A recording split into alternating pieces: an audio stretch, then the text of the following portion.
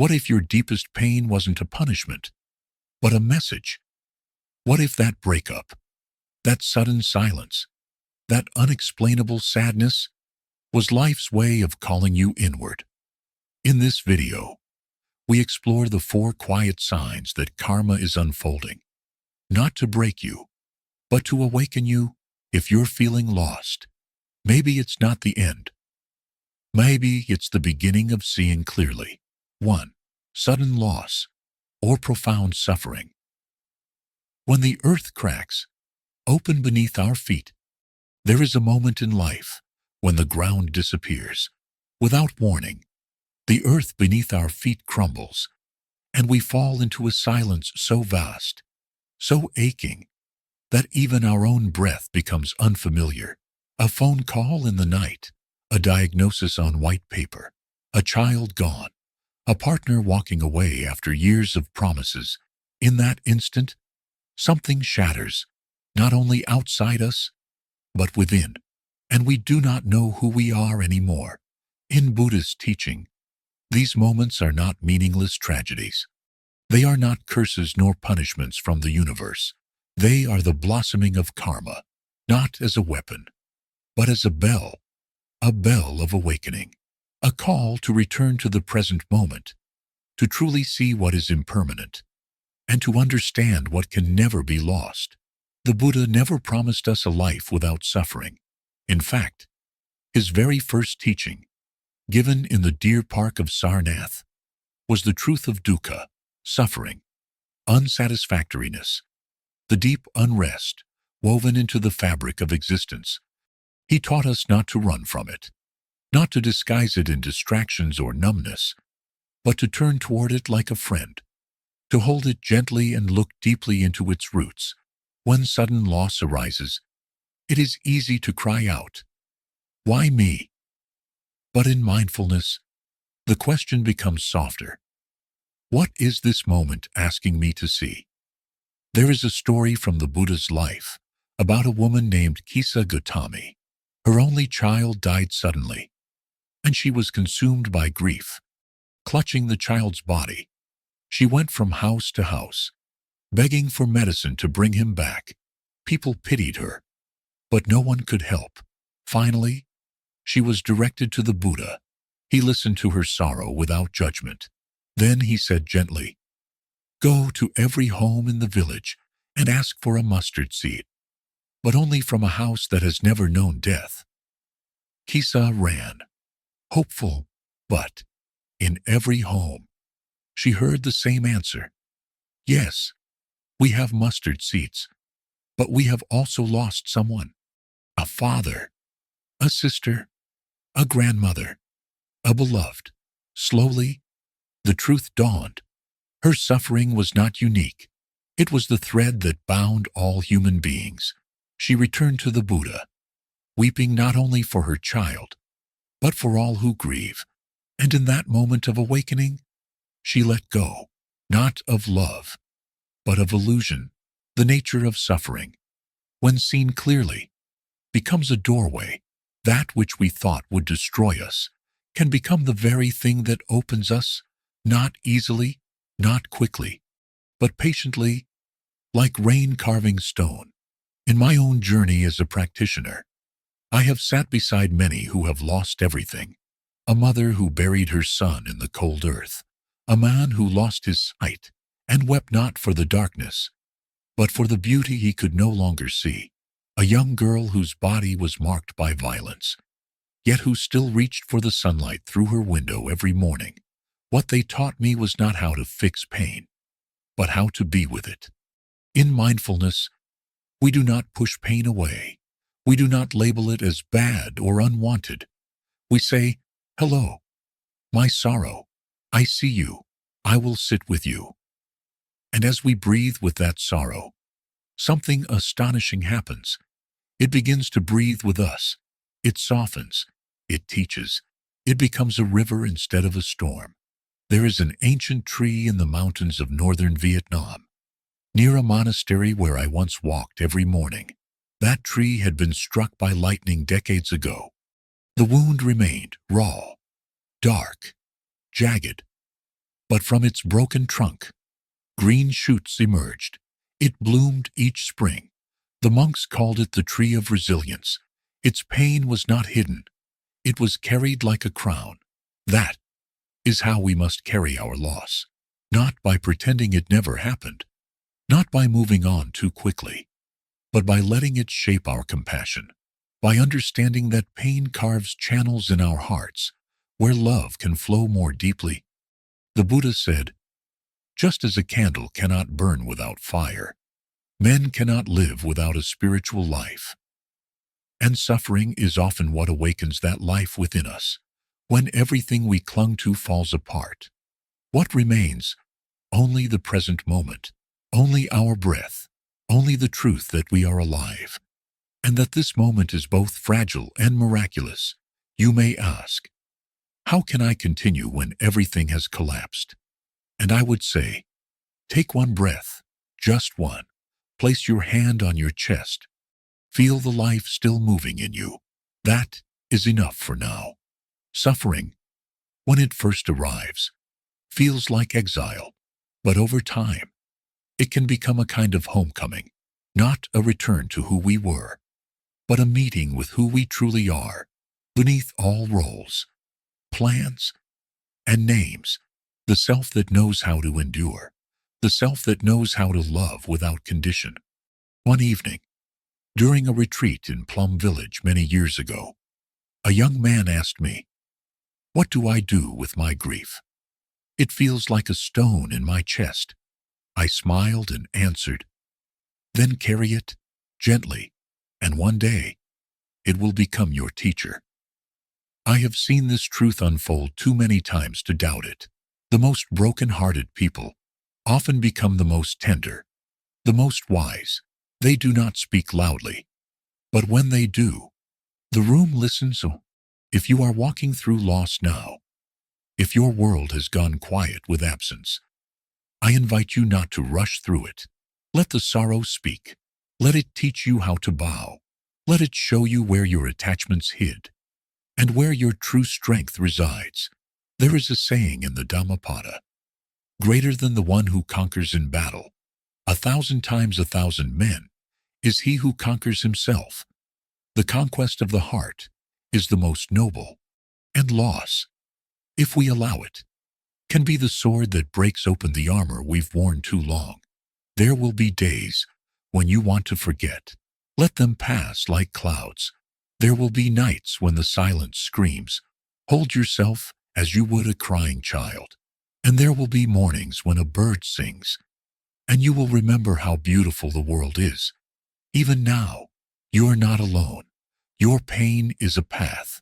Your breath is your companion. And in this vast, interconnected life, even your sorrow is shared by countless others who, like you, are learning how to begin again. Let this be your beginning. 2. Repeating people or patterns. The winding path of returning lessons. Some experiences echo through our lives, like a recurring dream.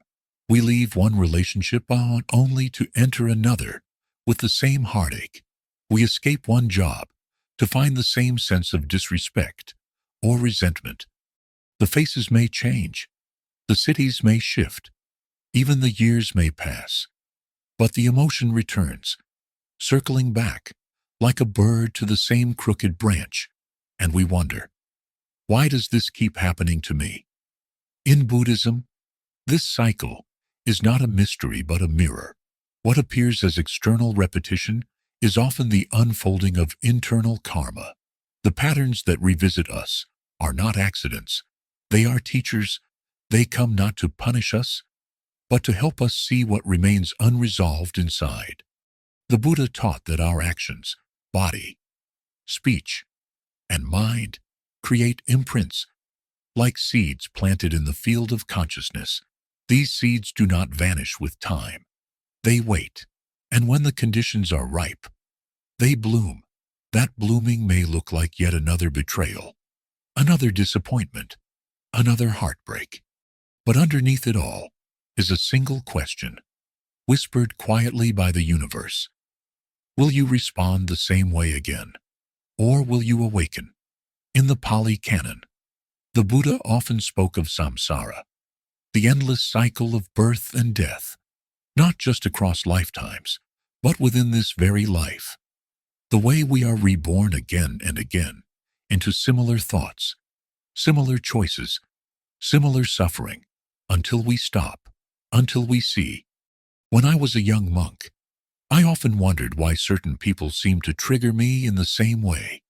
No matter how much I meditated, I would meet someone who reminded me of a painful memory, a harsh teacher, a neglectful parent, a lost friend, and my body would react before my mind could catch up.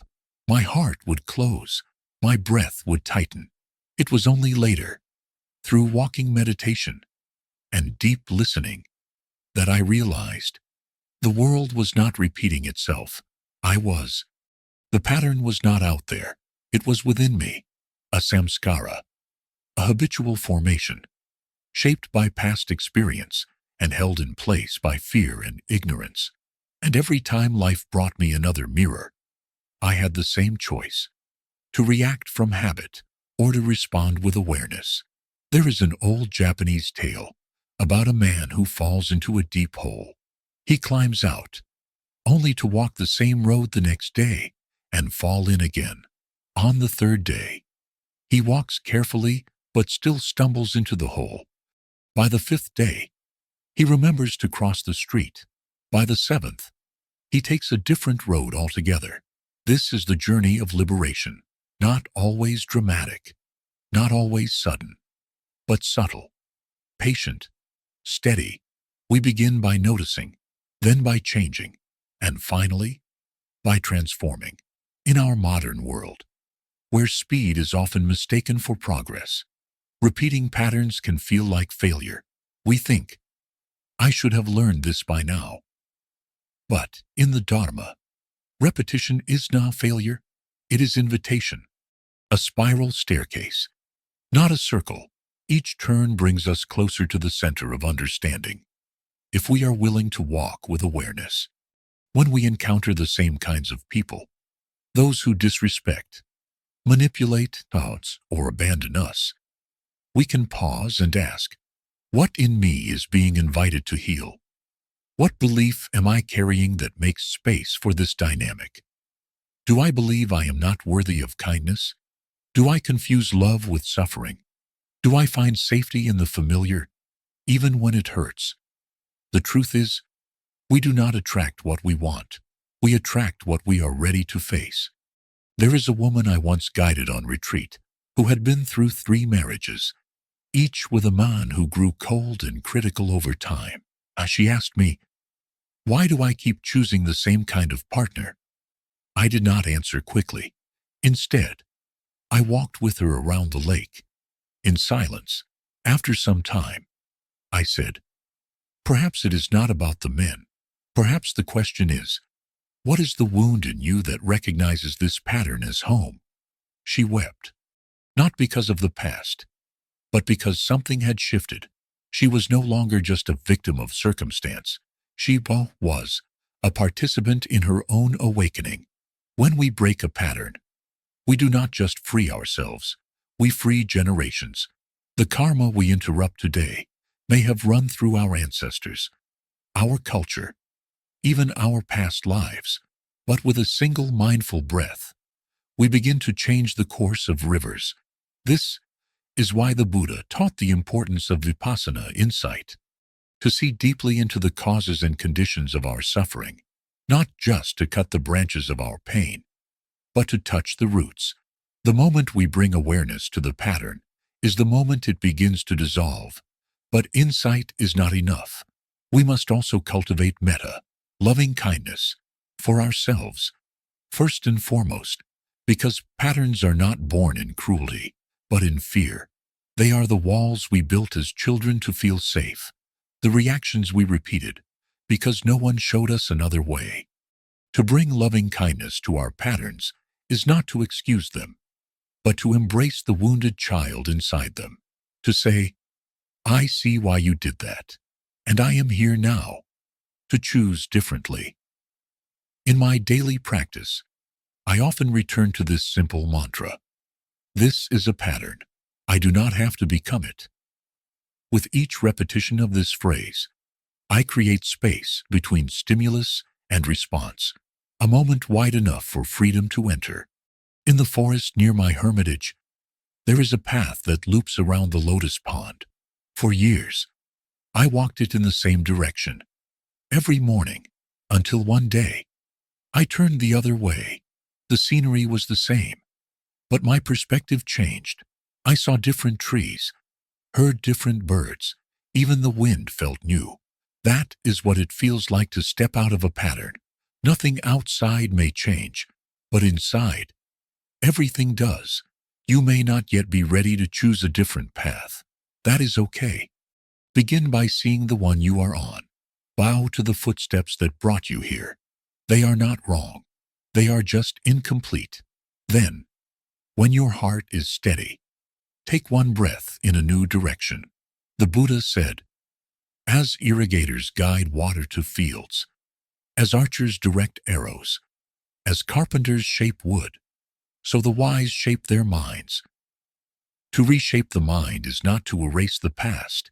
It is to become intimate with it, and then to gently, persistently step beyond it. You are not trapped in your karma. You are its gardener. Every moment is a seed. What will you plant today? Perhaps, for the first time, you will say no to someone who drains you. Perhaps you will pause before responding in anger. Perhaps you will choose rest instead of rushing, silence instead of defense, kindness instead of control. These are not small acts. These are revolutions. And if, tomorrow, you forget and fall back into the old rhythm, that is also okay. The path is not made of perfection. It is made of presence.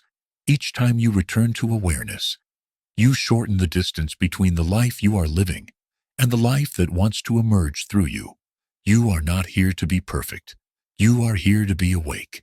And slowly, as you walk this path, not in circles, but in spirals, you will find yourself meeting the same people, the same moments, and responding with a new song in your heart. That is how you know you are free. Not when nothing repeats, but when you no longer do. 3. Emotional storms. Without clear cause. Listening to the thunder within. There are mornings when the sun shines, but your heart does not. Days when the wind brushes gently through the trees, and yet inside you, something is shaking. A sadness you cannot name, a restlessness that tightens the chest, a tear that arrives before any thought is formed. There is no obvious reason, no argument, no illness, no tragedy, and still, the storm comes. In the language of Buddhism, these are not moments to fear, but to notice, to bow to. They are not signs that something is wrong with you. They are invitations to listen deeply, to your body, to your breath, to your storehouse of unseen experiences. When an emotional wave crashes without warning, we are not broken. We are being visited. The Buddha spoke of the mind as a garden.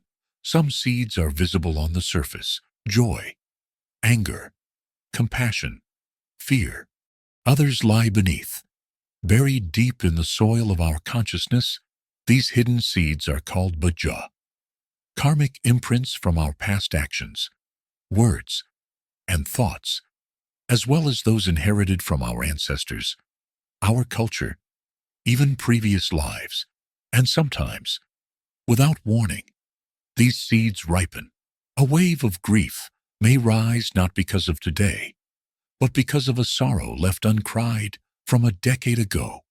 A feeling of worthlessness may surface not from your current job, but from a sentence spoken by your father when you were 6. A tightness in the belly may not belong to you at all, but to your grandmother who lived through war. The body remembers. The heart stores everything. Modern science now confirms what the Dharma has long known. Trauma is not just held in memory, but in the body. Emotions that were too overwhelming to process at the time often find shelter in the muscles, the breath, the nervous system. They wait until you are safe enough, still enough, present enough to welcome them. But in the rush of modern life, we are rarely still. We scroll, we run, we silence discomfort with food, noise, or productivity. And so, when the storm finally forces its way through, it feels like an ambush, but in truth, it is a homecoming. In my years of guiding retreats, I have witnessed this many times. A person comes seeking peace.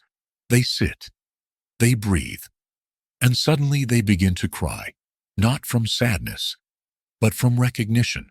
The mind may be confused, but the body knows. The emotions rise, not as enemies, but as children knocking on the door of your heart, asking to be seen, asking to come home. Do not ask, why do I feel this way? Ask, can I stay with this, just for one breath? Often, the storm does not need a solution. It needs your presence. There is a teaching from the Buddha in the Satipatthana Sutta. When feeling a painful feeling, know it as painful. When feeling a pleasant feeling, know it as pleasant. He did not say to judge the feeling. He did not say to fix it. He said know it, to recognize without clinging or aversion, to hold it gently, like a fragile bird in your palms. If you are feeling overwhelmed without knowing why, begin with your breath. Breathe in and say silently, I know I am feeling something. Breathe out. I do not have to name it yet. In the space of that awareness, the storm begins to soften. There is a cave deep in the mountains of central Vietnam, where monks would meditate during the rainy season. The walls are smooth from centuries of breath. The air is thick with silence. One elder once told me, when the storms came outside, we would light a candle inside and simply sit. No resistance, no commentary, only stillness. That image has stayed with me, even now. When an emotional storm brews inside me, I imagine myself in that cave, lighting a small candle, not to push the darkness away, but to sit with it. Sometimes, the storm is a memory. Sometimes it is ancestral. Sometimes it is karmic energy being released. And sometimes, it is simply the nature of being human. We are not meant to feel happy all the time. That is not the goal of practice. The goal is freedom. And freedom begins with allowing. Allow the sadness. Allow the confusion. Allow even the numbness. These are all valid guests. They will not stay forever if you do not slam the door. One woman came to me once, trembling, and said, I feel like crying every day for no reason. I don't know what's wrong with me. I looked into her eyes and said softly, perhaps you are simply beginning to feel after a long time of surviving. She cried, not from despair, but from relief. The tears she had held back for years now had permission. This is the essence of healing, not fixing yourself, but making room for yourself. Emotional storms are not blocks on the path. They are the path. Every feeling, no matter how intense or confusing, can be a doorway to greater understanding. But to walk through that doorway, we must befriend the body. We must learn its language, the tight jaw, the clenched fists, the shallow breath. These are not symptoms to avoid, but messages to receive. Each sensation carries a history, and in that history lies insight. One way to do this is through body scanning meditation. Lie down or sit quietly. Bring your attention to the crown of your head and slowly move downward. When you encounter tension or warmth or pulsing, stop. Breathe there. Ask, without expectation, what are you trying to tell me? And then listen, not with your intellect, but with your full being. Sometimes there will be silence. Other times there may be images, memories, words. Trust whatever arises. You are not going backwards. You are going deeper. The Buddha said, as the great ocean has but one taste, the taste of salt, so too does my teaching have but one taste, the taste of liberation. That liberation is not found only in light, but in shadow, not only in joy, but in sorrow fully embraced. You are not your emotions. You are the space in which they arise. But to know that truth, you must allow the emotions to rise and fall within you. Do not suppress. Do not identify. Simply be the witness, the one who breathes through the storm, and you will notice something miraculous. The more you allow, the less you are controlled. The more you feel, the more you are free. There is a field I once walked through in early spring, not far from a village that had endured great suffering. Wildflowers grew there, small, persistent, unapologetically bright. No one had planted them. They rose through the ashes of what had been.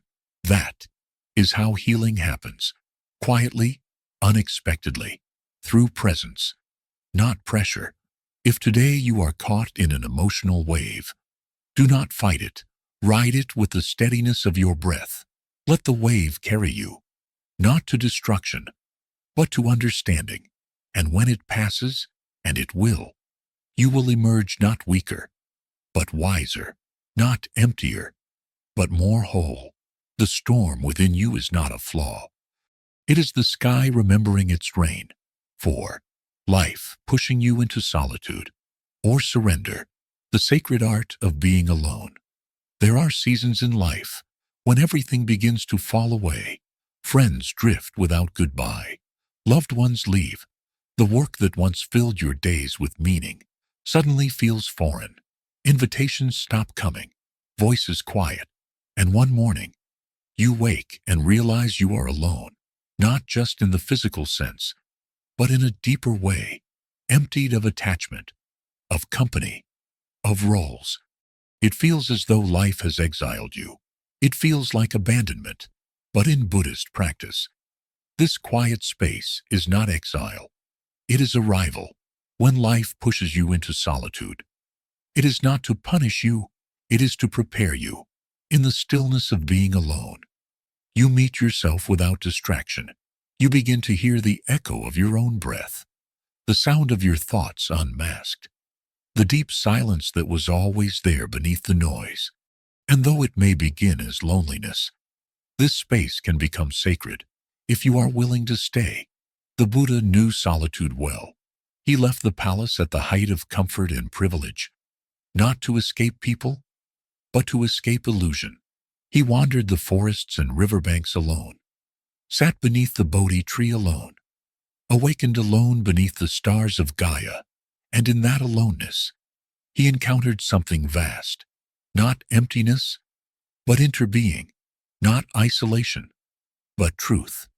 In the Dhammapada, the Buddha said, the one who delights in solitude, who has mastered his senses, who is free from longing, he is truly a sage.